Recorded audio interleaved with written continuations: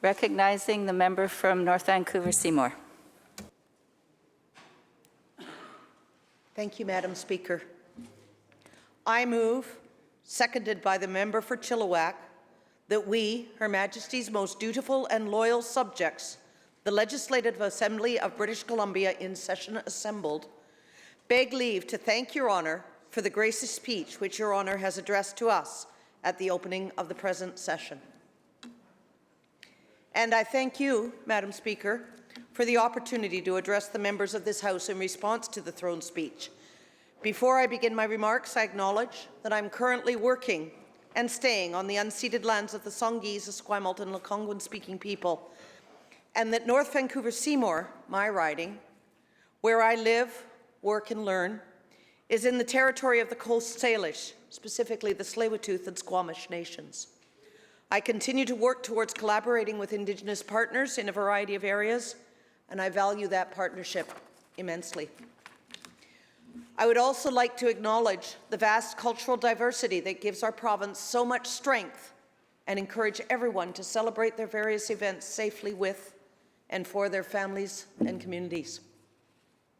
Of course, I also want to take this opportunity to thank the constituents and businesses of North Vancouver Seymour for their continued support and for their belief in me as an advocate and representative on their behalf. The opportunity to speak with many people is critically important, enhanced by emails, social media, and virtual medium options. My constituency staff continues to amaze me in how effective and efficient they are at ensuring that constituents are recognized, acknowledged, and responded to in a timely and respectful fashion, and at wrangling me so that I'm in the right place, doing the right thing at the right time, which is much harder than it sounds. Eli Mallon, Michael Sharwa, and Heather Andrews, make up the team that keeps my constituency office open and running. You have no idea how many BC vaccine cards they have created, laminated, and distributed, and also the printing of Canadian vaccine papers, to name a couple of the many today functions. And my family. My husband Rick continues to be the patient mainstay who has the courage and commitment to tell me when I'm overdoing it or overthinking, as well as being able to say no on occasion when I volunteer for too much. My daughters Lindsay and Nicole try very hard to care for me and provide a buffer when the media, social or otherwise, is forcefully expressing their opinions for things done or not done, depending on the situation. Both my brothers, Ken and Bill, continue to provide support and ideas on how to make things better for our community and our province. The rest of my family and friends are honest, direct, and patient with me, for which I am grateful. We are in a time that we all need something. Some of those needs are common to everyone. Some of the needs are specific to individuals, groups, communities, businesses, and sectors throughout our province. Ideally, we all work in concert to identify and meet those needs as best we can, using an established and detailed map to chart our course. We build this map in a variety of ways. Initially, a big picture is laid out with all of the overarching information represented, areas of focus, areas of concern, areas that are providing strong prototypes that work and could be applied elsewhere. As time and work go on, the next overlay becomes evident. Greater detail is added, and initiatives, projects, ongoing ventures are placed like puzzle pieces. Some easy to see how they fit together to form a clear picture, some much more complex and needing time, money, and effort to accomplish. Every time that we step back and look at the picture, we can see where focus is needed. Resources are determined and allocated. Entities take on or maintain oversight, and the work goes on. This is a cycle that repeats itself over and over. When it is done well, it produces outcomes that can be recognized to meet the identified needs in a way that works for and with those who are impacted. It is ongoing work, and it's the work of the people and the government of this province. The throne speech, Madam Speaker, lays out the preliminary map for our work, speaking to those identified needs and providing a platform for ongoing discussion and efforts to create a better present and future with British Columbia. It assures us of support for our endeavours and encourages all of us to bring our best ideas, creativity, and willingness to the table. This year, much like last year, there are many elements to be addressed that are ongoing and new opportunities that have been recognized for further exploration and innovation. I will speak to these areas ongoing initially, as those are where we are the most familiar and represent a large component of our day-to-day business. Areas such as COVID management and recovery, which we all thought would be in the past by this time. However, that is not the case, and we are still demonstrating high levels of resilience, nimbleness, and dogged determination to get through something that has impacted not only British Columbia, not only Canada or North America, but the world. Most of us have no experience of epidemics, let alone a pandemic. And as we have seen over the past year, many people have opinions and beliefs around how government should manage each and every aspect associated with trying to keep a population as safe and healthy as possible. The ministries of our government, health, mental health, labour, education, economic recovery and innovation, in fact, all ministries of the government have been focused on keeping the people of British Columbia as safe and healthy as possible, and have been moving together towards this goal in a whole variety of ways. The Minister of Health and Public Health Officer in providing a steady framework to support people to reduce transmission, to reduce the health impacts, and to get through the pandemic. The Minister of Mental Health identifying the needs of various populations, students, healthcare providers, Indigenous communities, seniors, frontline service workers, as well as parents and families, to name a few, and bringing in supports that are available at the end of a cell phone, a computer, a landline, or other device, as well as in-person services. The Minister of Economic Recovery and Innovation, distributing grants to small and medium businesses to help them get through the downturns that came with the COVID waves, supporting those businesses to get into the virtual marketplace. The Minister of Labour, initially ensuring that workers could get time off to be vaccinated, and that there was an interim plan for paid sick leave that allowed workers to not have to choose between going to work sick or not getting paid. An initiative that laid out the preliminary steps for the 5 days paid sick leave for all BC workers that came into effect on January 1st of this year. The Minister of Education, in conjunction with the school board, staff and administration, kept our schools open as much as possible to provide a structured, safe and healthy environment that kids and families can count on, as well as ensuring that there are alternate options available if an in-classroom attendance cannot be achieved. Actually, Madam Speaker, I think that everyone is getting the picture of teams of people working together to deal with an entity that has evolved and changed over the past 2 years. I could continue to outline what each ministry and staff has been doing to mitigate, remediate, and eradicate COVID. However, there is a limit to the time I get to speak. And I must ensure that I acknowledge the work of the other official parties in bringing forward concerns, identified gaps and questions that ensure the voices of all British Columbians are heard. So on top of the management and recovery from COVID, there are so many other matters that need attention, whether ongoing or something new. The work of the government does not stop because of the pandemic. It keeps going to address such things as climate change, where the Clean BC map outlines many steps being taken to reduce emissions, decrease carbon footprints, increase energy conservation, and explore a transition to alternate energy options, to name a few of focal points. Forestry practices are under review and revision to bring them into the current application so that the many values of our beautiful and bountiful trees are able to be enjoyed and stewarded in ways that benefit all. A royalty review has been initiated, looking at oil and gas subsidies and how producers can contribute to the economic recovery and growth in our province. New provincial parks have been designated with protected flora and fauna ecosystems. Other parks have been renamed in recognition of our Indigenous partners, which includes, I might add, Sanethquim Park. Here is where the Tsleil-Waututh Nation has been doing some amazing work in rehabilitating the inlet waters. So much so that the natural bounty of the sea has begun to be edible again. The eelgrass, which supports and sustains many aquatic creatures, has revived, and we recently saw whales coming into the inlet. Magic. Funding has gone out to a myriad of groups who husband the land, water, animals, plants, and fish of our province, sometimes to rehabilitate, sometimes to promote, and sometimes to maintain a vast spectrum of natural abundance. BC is a leader in the number of electric vehicles being used, a trend that has been evident over the last couple of years.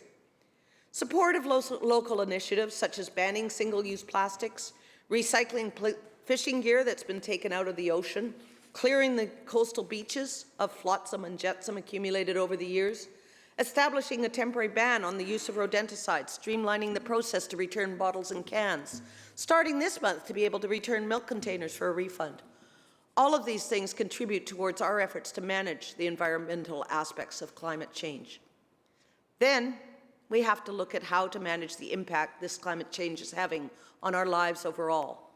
With temperature fluctuations beyond the norms established over the past 150 years, heat, cold, fires, floods, winds, and the subsequent effects of these extremes provide a task of Herculean proportions to save lives, save livelihoods, keep supply chains moving, or help rebuild.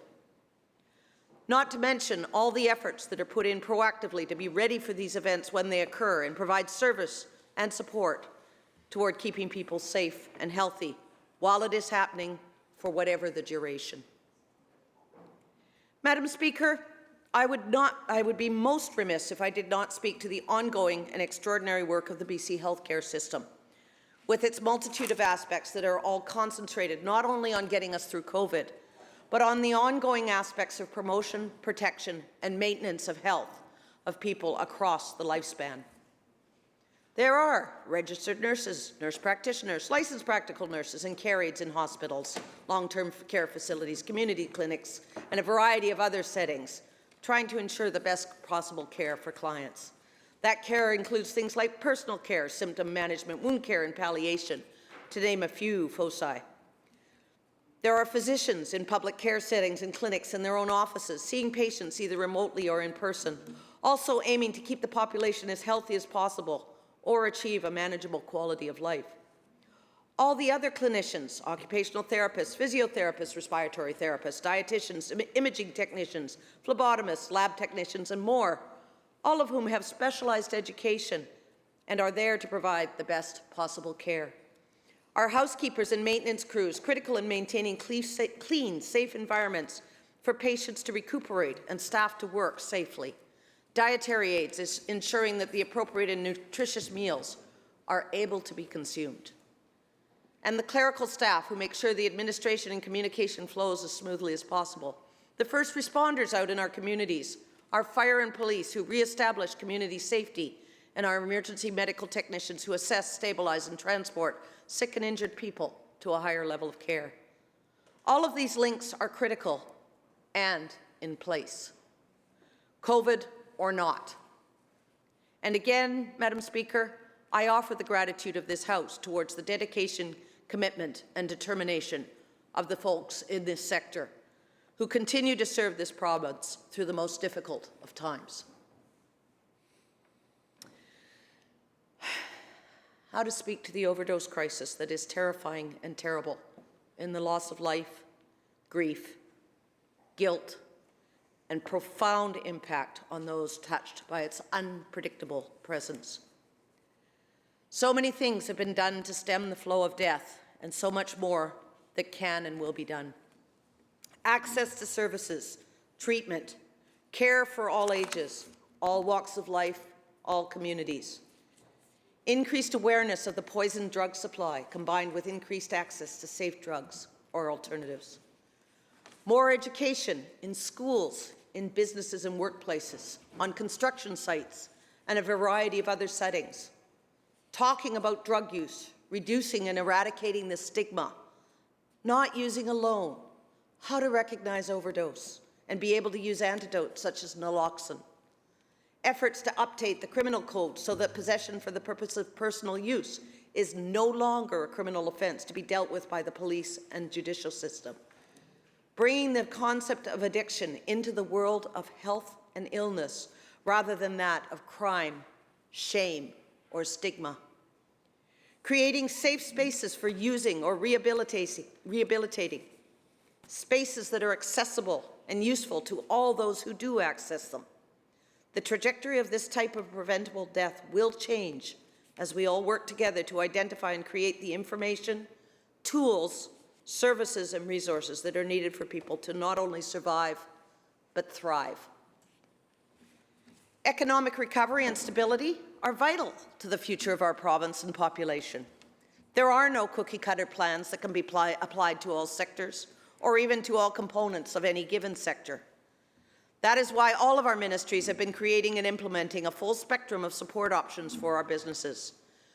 Tourism operators have pivoted to do environmental cleanup of our coasts, supporting the vaccine clinics and a variety of other functions. Many of my constituents work in the film industry. After a worldwide shutdown of film production, Hollywood North and our burgeoning tech sector are on the rebound because of stringent COVID protocols that serve to create and maintain a healthy and safe workplace.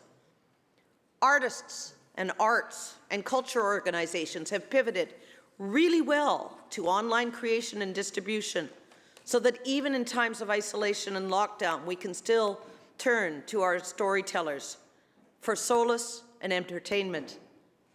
My office is currently showcasing works from a group called Art Thanks, who have done artwork to give to healthcare providers as a gesture of thanks from the art community to the healthcare community.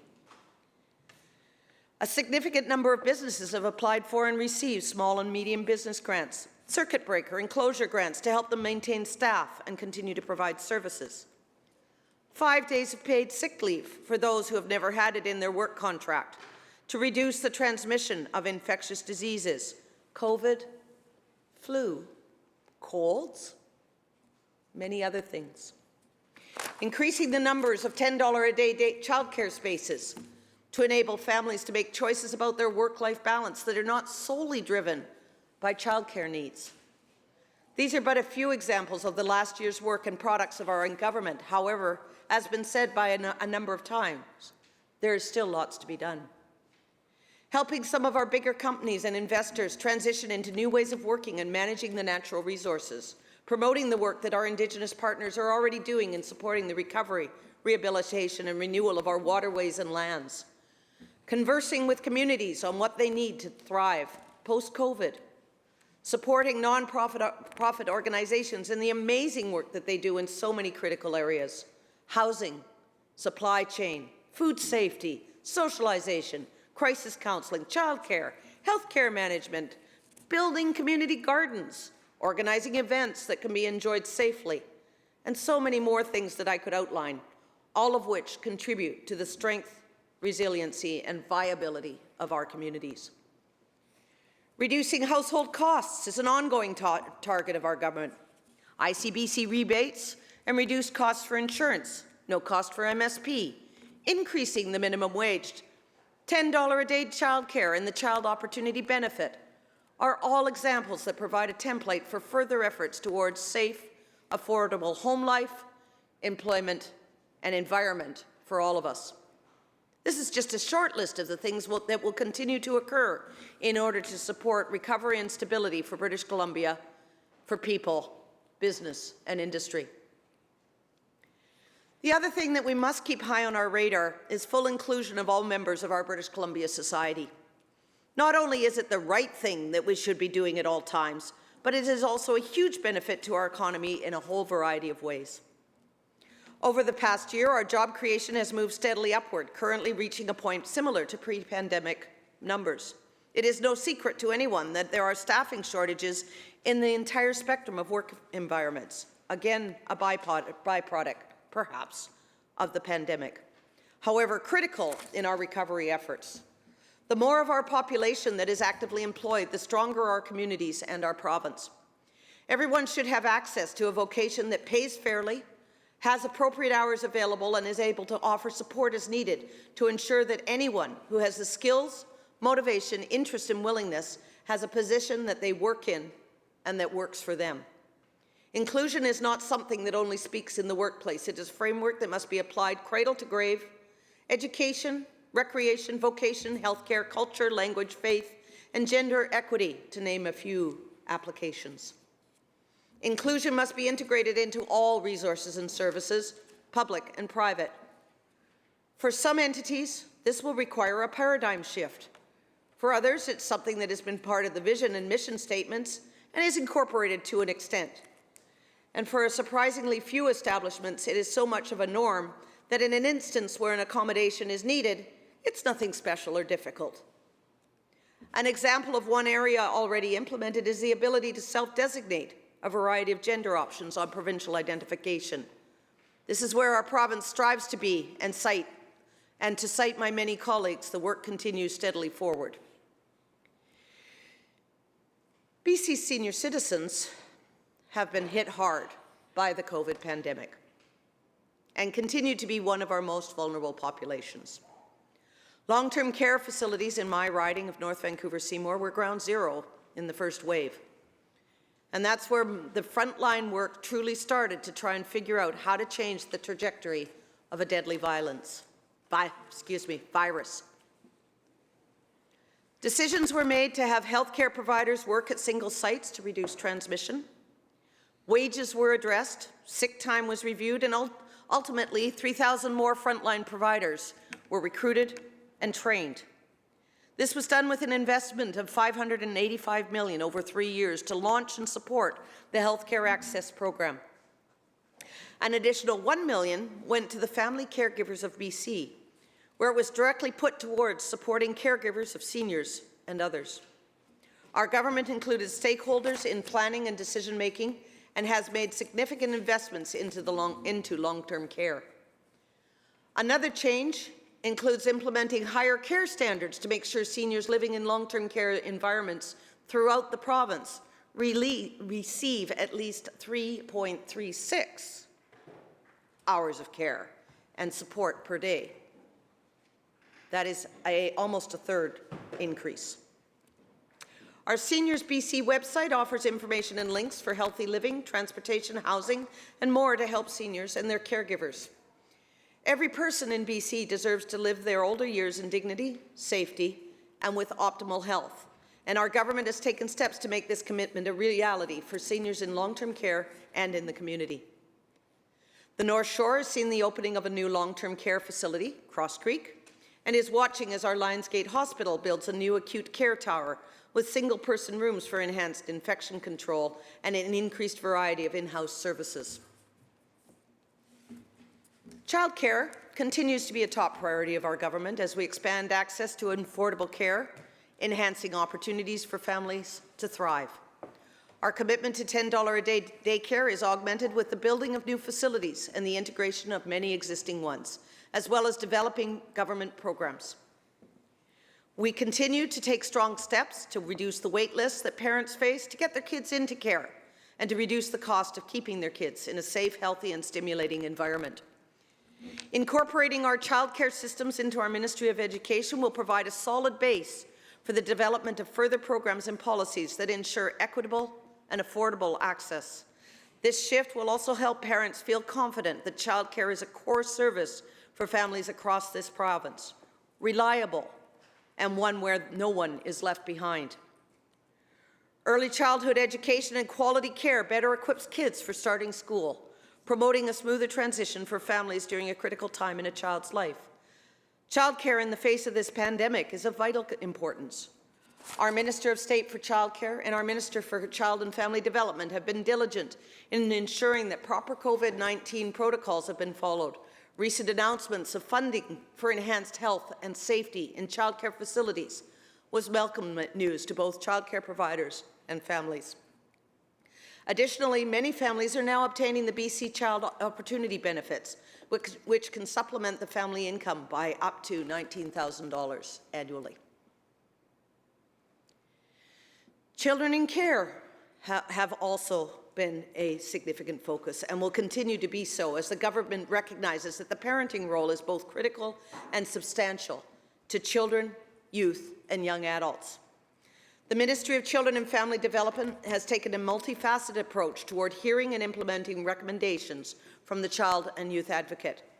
The overrepresentation of Indigenous children in care, the difficulties encountered by young people who come out of care, including access to tertiary education, homelessness, limited job training and prospects, and mental health issues are all complex issues that are being addressed in a variety of ways. The actual number of children under the government's care has diminished. The age in which they are no longer in care has been increased substantially, and tertiary education is free. These are big steps with more to come. And, Madam Speaker, our government has made sure that all of BC benefits from this work. Large capital projects to create jobs, housing and opportunities for communities across this province continue to be announced. And I want to stress that these projects are not just brought into ridings held by our government MLAs. I would like to recognize some recent investments in ridings held by members of the opposition. In Kamloops, both north and south, our province announced 3 new shelters for people experiencing homelessness. Guests in these facilities will have access to hot meals, sanitation supplies, and referral to health programs.